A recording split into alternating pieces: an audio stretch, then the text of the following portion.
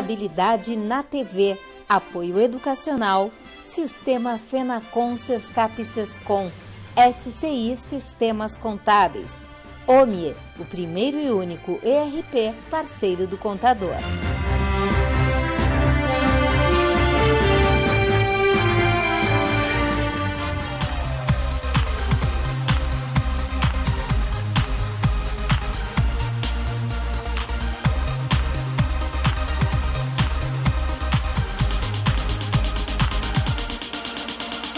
Parece até que já estamos vivendo no futuro. As últimas invenções que marcam a era da conectividade nos dão a impressão de que vivemos em um mundo em que tudo é possível. Mas as transformações sociais que acompanham toda essa tecnologia nem sempre são tão simples de prever. A missão do pesquisador e futurista da USP, Edgar Cornacchione, é de estudar esses impactos nos modelos de negócios tradicionais. Ele tem 2 doutorados, é professor e autor de livros. Na palestra Muito Além dos Números, Desafios para a Contabilidade de 2016 a 2030, Edgar Cornacchione deixou boquiaberto o público do Enescopar ao propor algumas reflexões sobre um futuro não tão distante. Ele prevê, por exemplo, o fim do trabalho da forma como o conhecemos hoje, que em 20 anos seremos dependentes de extensões não biológicas, como os celulares que hoje nos suprem necessidades de informações que não estão no nosso cérebro. Que teremos o nosso neocórtex na nuvem, ou seja, nosso conhecimento e o registro das recordações. E que lá por 2044 usaremos pílulas para aprender. Se a gente observar a quantidade de informação que hoje chega até nós e que nós podemos alcançar e que não precisam mais estar na nossa mente, no nosso cérebro, a gente fica entusiasmado. Por quê? Porque abre espaço para fazermos coisas diferentes e com maior capacidade. Até usei aqui na palestra a questão da tabuada, né? Nós tínhamos que decorar a tabuada. Hoje essas propriedades matemáticas estão todas disponíveis. Informação que é apenas de armazenamento, de termo, tudo disponível. Veja, eu não estou dizendo que nós não precisamos pensar a respeito disso, mas estou dizendo que há uma nova configuração e que nós, humanos, estamos nos expandindo com o uso de tecnologia. E isso dá uma oportunidade muito grande. A partir destas afirmações, o palestrante propôs reflexões sobre a necessidade de reinventar o trabalho.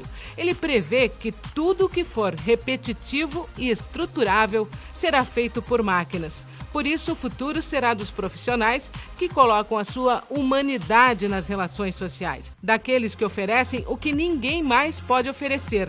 Eu não tenho dúvida. Eu usei a expressão de que o ser humano é uma coisa tão divina, tão nobre, que as tarefas estruturáveis e rotineiras, elas não mais serão feitas por humanos. Não há maneira de eu defender essa tese de que elas continuarão sendo feitas por humanos, porque é muito ineficiente usar essa alternativa, além de ser pouco nobre para a capacidade que um humano tem.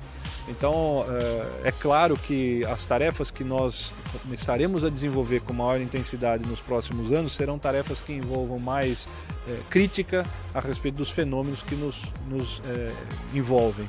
E uma forma da gente pensar isso é o seguinte: é como é que interpreto os fatos e os fenômenos. Uma coisa é reconhecer o fenômeno, é tirar foto. A outra coisa é interpretar. Basta aí uma exposição de fotos, né? É fácil olhar a foto de uma maneira fria, mas interpretar aquilo que está sendo dito, entre aspas, pela foto, é muito mais humano e complexo do que uma máquina pode captar. Na pesquisa apresentada sobre as 10 profissões mais difíceis de encontrar profissionais, a contabilidade aparece em 5º lugar. Para Cornacchione, a contabilidade é uma ciência social aplicada e vão se manter no mercado as empresas e contadores que entenderem isso, já que os softwares já estão substituindo aqueles excessivamente tecnicistas. Basta pensar o seguinte: em 4 anos que nós tínhamos que aprender coisas que eram armazenar informação, armazenar termos, armazenar fórmulas, hoje eu já não preciso mais disso e posso aproveitar esse período de desenvolvimento do ser humano, né, de formação de um profissional, para pensar criticamente sobre as coisas que estão acontecendo. Então, essa reflexão crítica sobre o mundo que está ao nosso redor nos permite inovar com muito mais força. Porque nós estamos nos fazendo aquela pergunta: por que é assim? Não estou apenas aceitando que é assim e simplesmente reproduzindo aquele movimento. Eu estou pensando, mas por que é assim? Por que eu tenho que fazer isso? Por que eu não posso fazer de uma forma diferente? Então é como se fosse assim, esse casamento entre homem e tecnologia, que cada vez é mais acentuado, ele abre avenidas novas para que a humanidade se reinvente.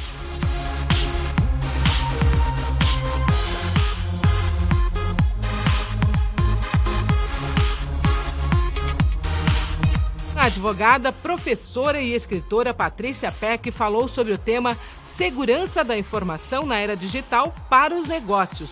Patrícia é considerada a maior autoridade em direito digital do Brasil, com formação em inteligência e contra-inteligência pelo Exército Brasileiro e especialista em negócios pela Harvard Business School. A palestrante alertou para as consequências de aceitar sem ler os termos de serviços de aplicativos na internet, com vários exemplos. Casos em que damos à empresa prestadora de serviço direitos sobre nossas informações, até mesmo depois que deixarmos de ser clientes. Ela alertou ainda para a responsabilidade pelo uso da Wi-Fi por terceiros, relacionou pesquisas sobre um ranking de aplicativos seguros e não seguros e chamou atenção para a fragilidade de nossa segurança em um ambiente virtual. As novas tecnologias têm mudado muito o comportamento e a tecnologia por si só não tem um lado bom e um lado ruim, depende de como se usa. E o que temos visto é que se não é acompanhado de uma educação, às vezes se a gente só copia o que os outros estão fazendo, muitas vezes pode entrar numa situação de risco, né, de perigo, colocar a reputação em jogo e até acabar praticando um ilícito, gerar um dano. E eu já vi empresas serem fechadas porque de repente quando viu o que estava acontecendo, aquilo virou um caso de incidente de assédio moral, incidente de difamação, incidente de pirataria. Bem, tem muitos desdobramentos que podem acontecer e às vezes as pessoas envolvidas dizem, mas eu não sabia que era errado, se eu soubesse eu não teria feito. Então tem que ter cuidado. Não é porque aquela tecnologia está sendo utilizada que está sendo bem utilizada. Para a especialista na era da conectividade, em empresas que buscam usar a tecnologia para aprimorar seus serviços, a segurança deve ser prioridade. A inovação exige o estudo para que ela seja legal, para que ela venha contribuir e ela deve ser protegida também, né?